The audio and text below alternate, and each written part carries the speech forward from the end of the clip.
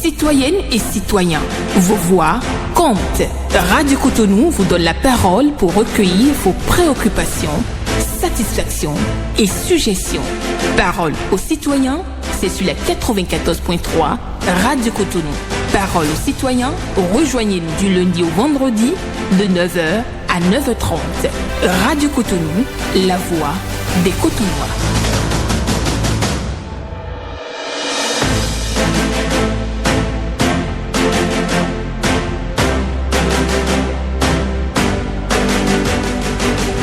Parole aux citoyens.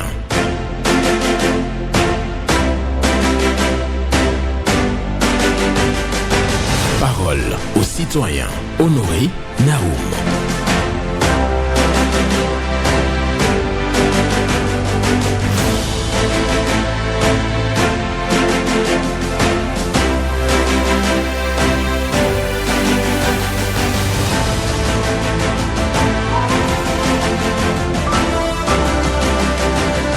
La liberté d'être devient conditionnelle quand on n'est plus maître de son existence.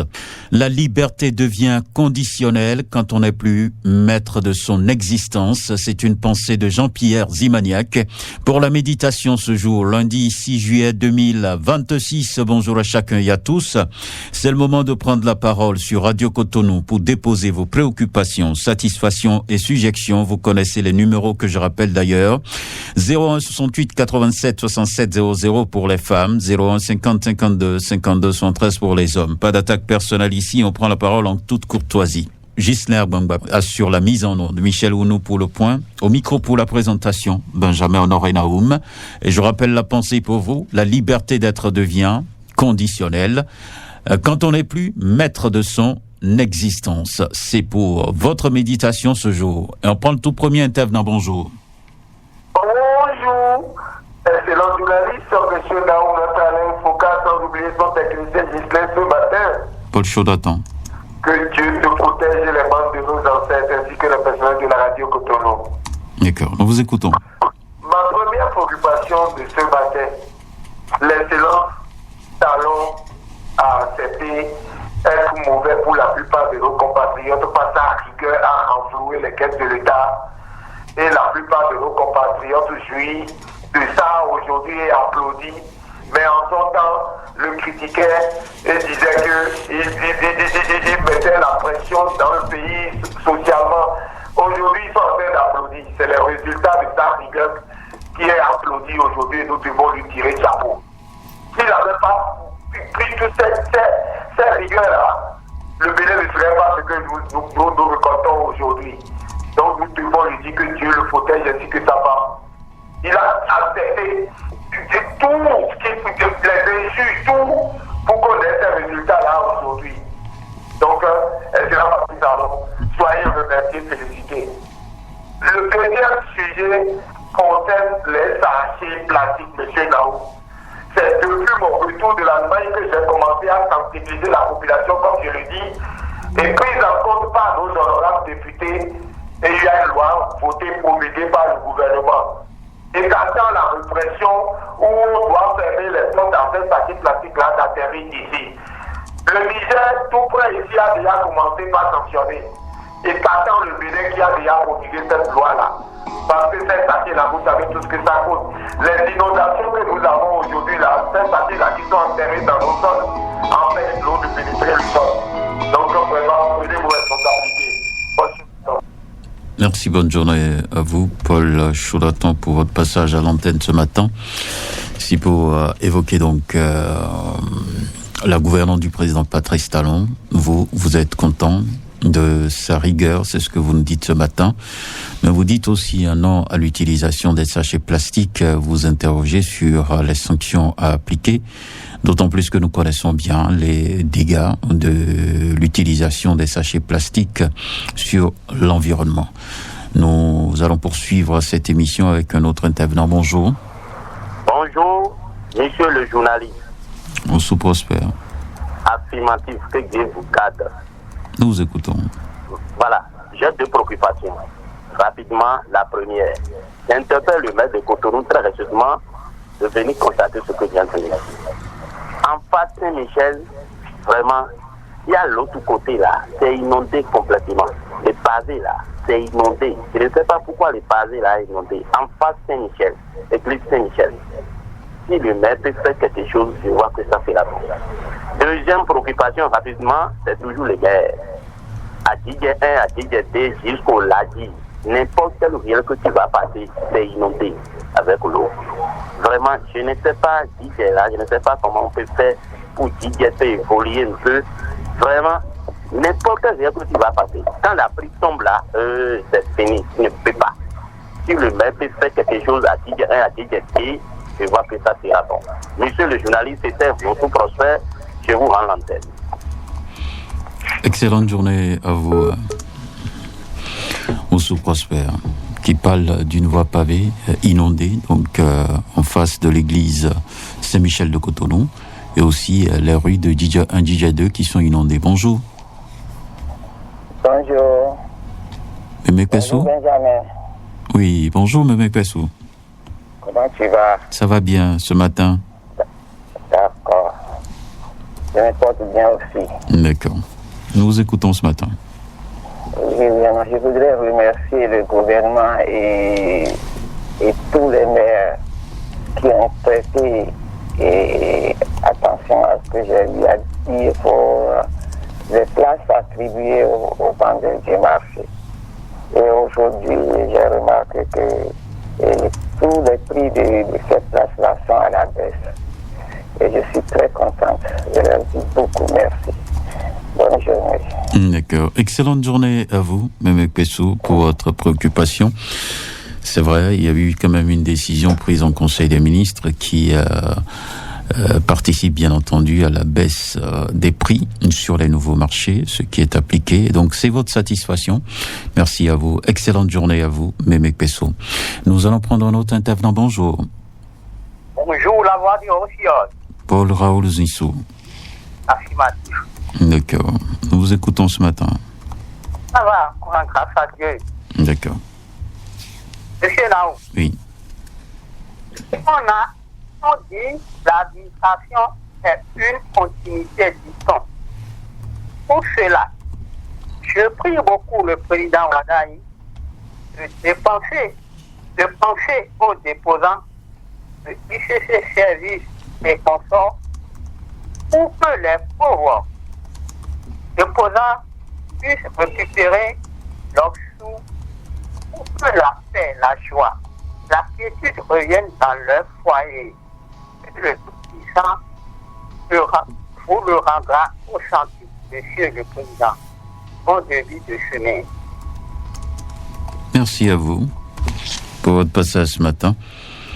Il envoie le message au président de la République, le président Romuald Wadani, et il nous dit tout simplement qu'il ne faut pas oublier les déposants de ICC Services qui attendent toujours. Donc ceux qui sont encore en vie attendent toujours que cette situation soit régularisée et que s'il y a quelque chose à récupérer, qu'on récupère. Voilà, donc c'est son souhait, Paul Raoul Zissou, en venant ce matin à l'antenne. Merci d'être sur Radio Cotonou. La liberté d'être devient conditionnelle quand on n'est plus maître de son existence. C'est ce que dit Jean-Pierre Zimaniac pour la méditation. Bonjour.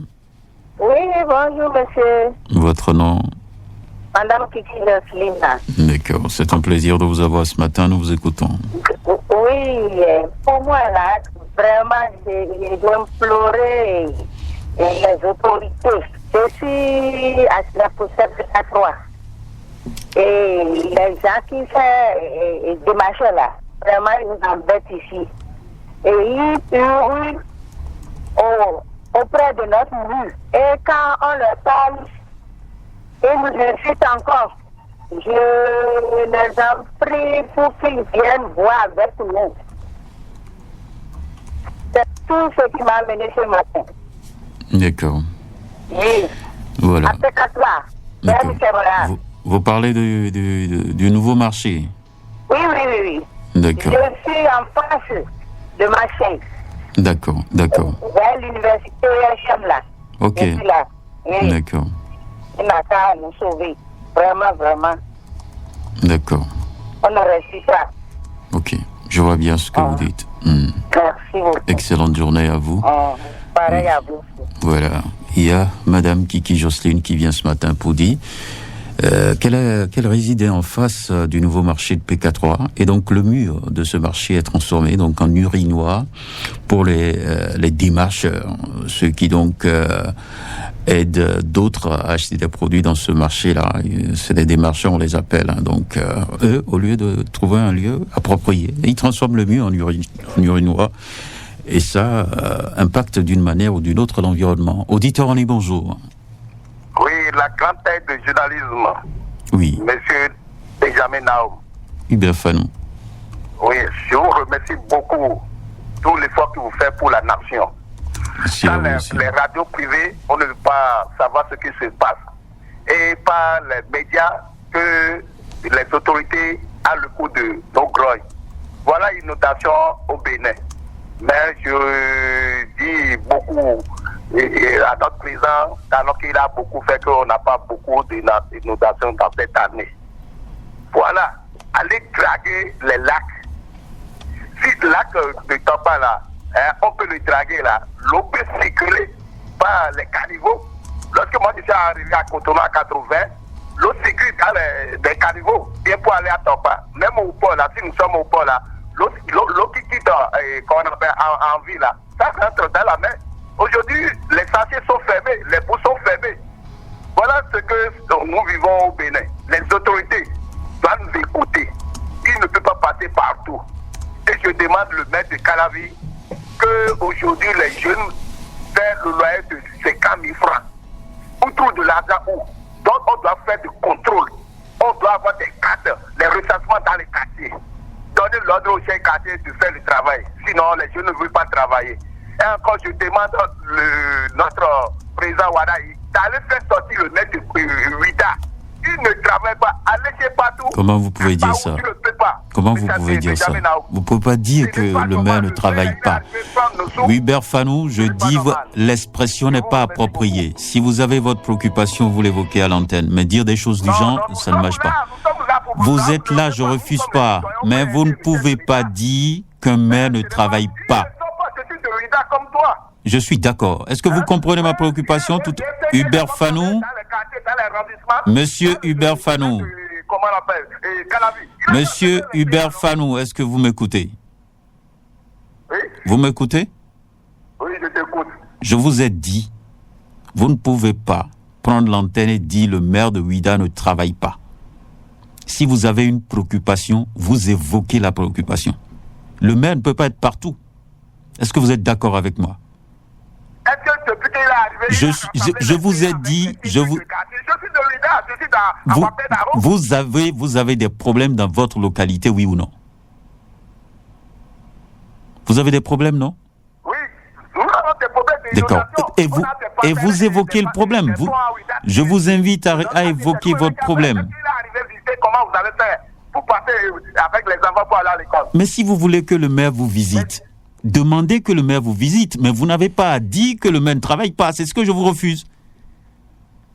Est-ce qu'on est d'accord? Est-ce que vous comprenez ma préoccupation? Je comprends bien. D'accord.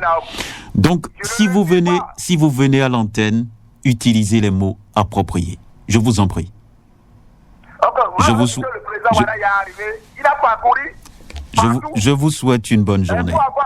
Je vous souhaite une bonne journée, Monsieur Hubert Fanou. On n'est pas sur un terrain de bataille ici. Nous sommes à Radio Cotonou. L'émission c'est Parole aux citoyens. Vous prenez la parole, mais on l'a toujours dit en toute courtoisie. Hein, il faut respecter les gens. C'est pas bien. Dire que quelqu'un, un grand-mère de Ouida ne travaille pas, je suis pas d'accord.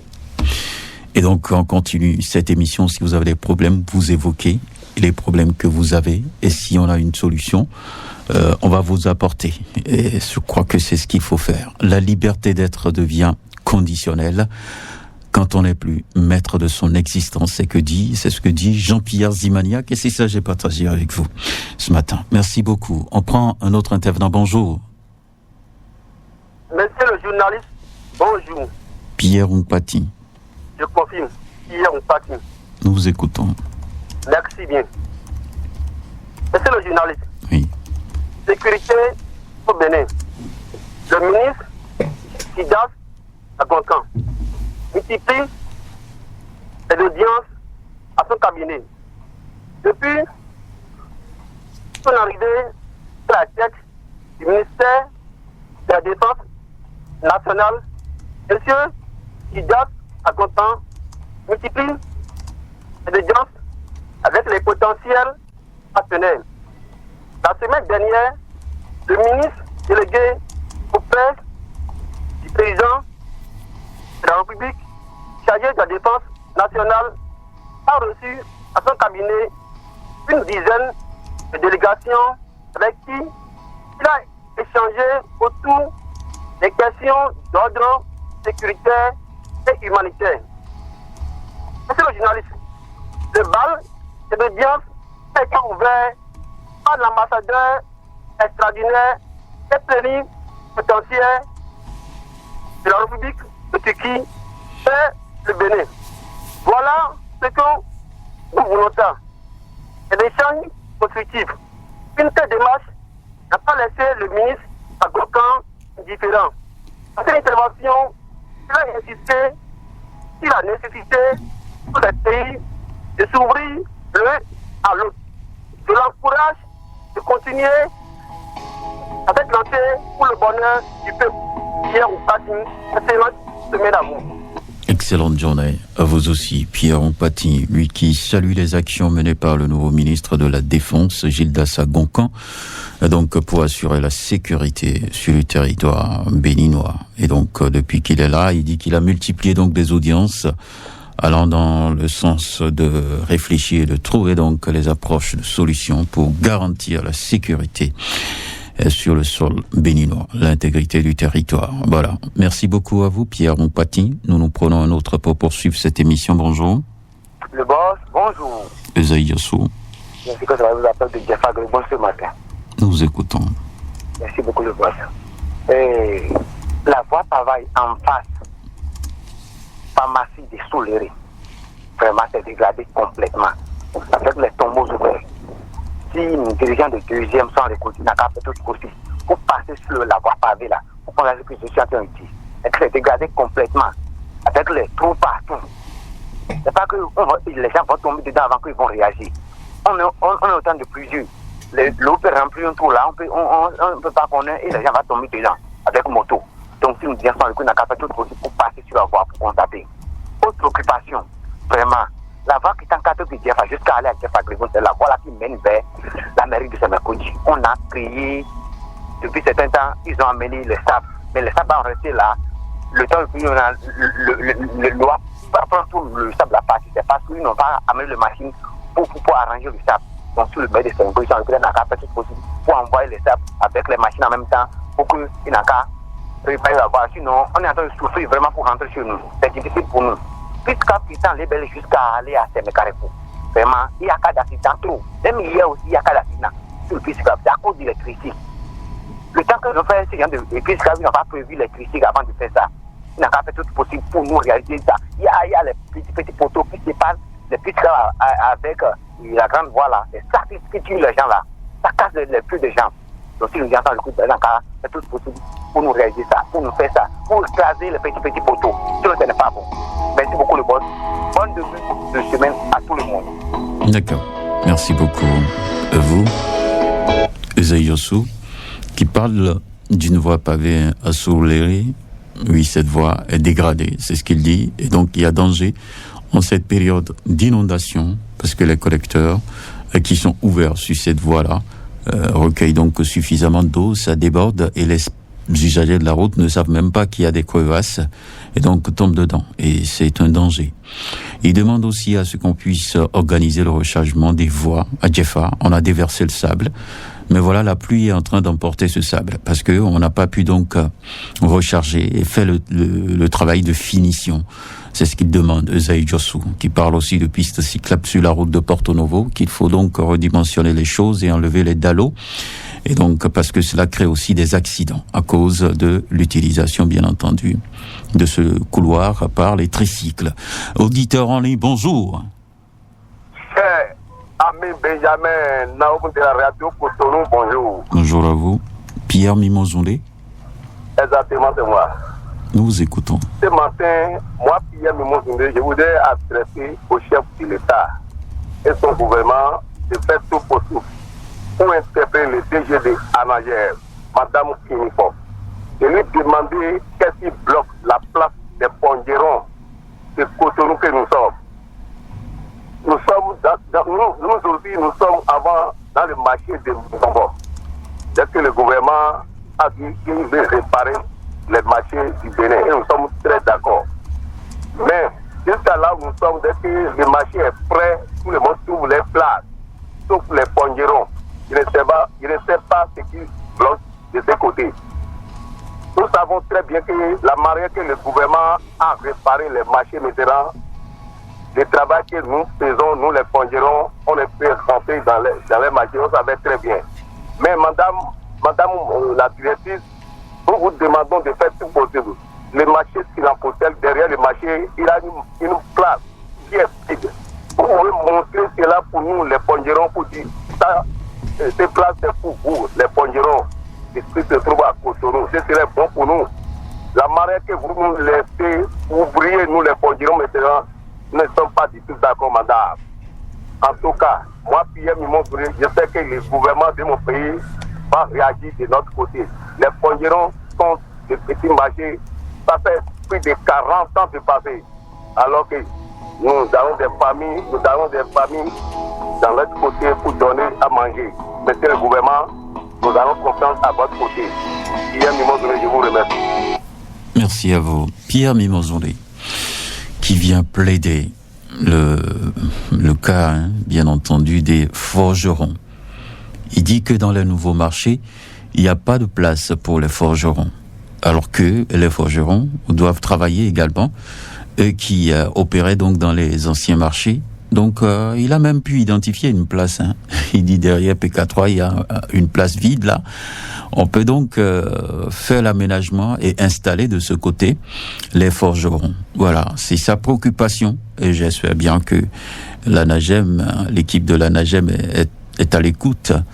Et la ministre en charge du commerce et autres, tous ceux qui donc peuvent s'impliquer dans cette demande-là pour qu'on puisse avoir quand même une place dédiée aux forgerons, parce que eux aussi, ils rendent un service quand même à la communauté. Il ne faut pas les oublier. Auditeur en ligne, bonjour. Oui, comment vous allez? Je vais bien. Vous êtes journaliste d'investigation. Oui. Appelez-nous dans un de Kwaouyan depuis son temple de Vodou Sapata. Nous vous écoutons. Merci beaucoup. Merci d'avoir nous passé la pose de la parole. Monsieur le journaliste d'investigation, nous voulons parler de la première école primaire publique de Kwaouyan à Damandio-Diegon. Oui, monsieur le journaliste, cette école dont nous parlons a été créée en novembre 1947 sous le règne de Sa Majesté le roi Aïkla Matekosu à Bonkrago de Kwaouyan et de son premier directeur, Pétombi Adrien Sévère. Et laissez-nous vous dire, monsieur le journaliste d'investigation, que cette école a formé plusieurs éminents cadres de ce pays, dont beaucoup sont originaires des collines et ses alentours. Maintenant, pour son 80e anniversaire, très bientôt, il faut que le bureau de l'ADPI, Association de développement de Kwaouyan, dirigé aujourd'hui par M. Félix Nyakaja, fasse réellement quelque chose sur cette vieille école en organisant une journée de réflexion et aussi demander une messe en mémoire de ces anciens élèves déjà décédés. Il le faut vraiment M. Félix Nyakaja, DP de Kwaouyan, qui est là, un président de Kwaouyan. Nous vous remercions et à très bientôt, mes chers journalistes de Radio Cotonou. Excellente journée à vous. Damien Brito de Kwaouyan, qui était donc bien entendu à l'antenne pour parler d'une école et comment vivifier les choses de l'autre côté. Nous avons entendu votre préoccupation. Merci à vous, Damien Brito. Nous allons tout simplement poursuivre cette émission en recevant... Il y a encore quelqu'un ? D'accord. On va dire qu'on peut clôturer ainsi sur cette émission, sur cette intervention, j'allais dire. Merci pour votre participation. La liberté d'être devient conditionnelle quand on n'est plus maître de son existence. C'est une pensée de Jean-Pierre Zimaniac et je vous souhaite une excellente journée et une bonne semaine de travail ailleurs. Et on souhaite bien entendu bonne composition à ceux qui participent donc aux épreuves orales et donc pour le BEPC. Bonne composition et on souhaite donc du plaisir à chacun et à tous, auditrices et auditeurs de Radio Cotonou. C'est fini pour cette émission. Je vous dis au revoir.